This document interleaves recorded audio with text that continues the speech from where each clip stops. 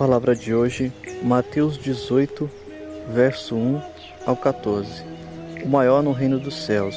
Naquela hora, aproximando-se de Jesus, os discípulos, perguntando: quem é, porventura, o maior no reino dos céus? E Jesus, chamando uma criança, colocou-a no meio deles e disse: em verdade vos digo que, se não vos converterdes e não vos tornardes como crianças, de modo algum entrareis no reino dos céus. Portanto, aquele que se humilhar como esta criança, esse é o maior no reino dos céus.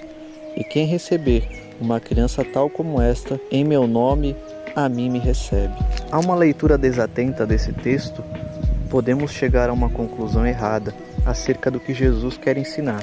Esse texto não faz menção a algum tipo de abuso da inocência de uma criança. Esse texto nos ensina, primeiro, que a característica principal de alguém que se converteu a Cristo é que ela mostra sempre interesse em aprender, mas não só isso, pois se assim fosse, os discípulos já haviam se convertido, coisa que só acontece de fato após a descida do Espírito Santo no Pentecostes. O interesse em aprender pode vir com motivações erradas, como por exemplo, os discípulos que esperavam que a resposta de Jesus fosse citar algum dentre eles como maior. Por isso, descarte essa característica como suficiente para a certeza de conversão. Jesus acrescenta que não basta ser curioso como uma criança, mas também ser humilde, pois a humildade já traz consigo a curiosidade, o desejo de aprender.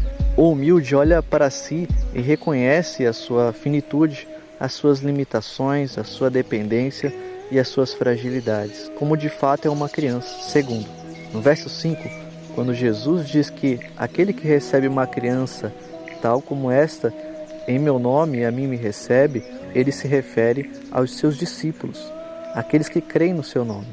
Ou seja, quem receber algum dos seus discípulos que se humilham como uma criança, também recebe a Jesus, que também se humilhou por obediência ao Pai. Jesus desconstrói aos poucos a esperança que os discípulos carregavam de que Jesus seria um líder político e mostra que em seu reino os seus discípulos têm a mesma patente. Todos são cooperadores. Os mais velhos suprem a falta de experiência dos mais novos e os mais novos suprem o que já não existe nos mais velhos, que é o vigor. Todos os membros do corpo são importantes, como Paulo diz. Aos que têm falta de honra, a esse mais honramos. Somos um conjunto de engrenagens que suprem e são supridos, apoiam e são apoiados. Essa lição por si só já descarta a ideia de alguns de não congregar como igreja, pois como seremos aperfeiçoados sozinhos? Ou como aperfeiçoaremos outros sozinhos? Como seremos supridos? Ou como supriremos se queremos andar sozinhos, encavernados, sem a alegria da comunhão dos irmãos? A família de Deus tem muitos defeitos, porém o amor de Cristo que nos une, independente de quaisquer dificuldades, pois, afinal, estaremos todos juntos com o Pai Eterno, contemplando a sua beleza na pessoa de Jesus Cristo, nosso Senhor.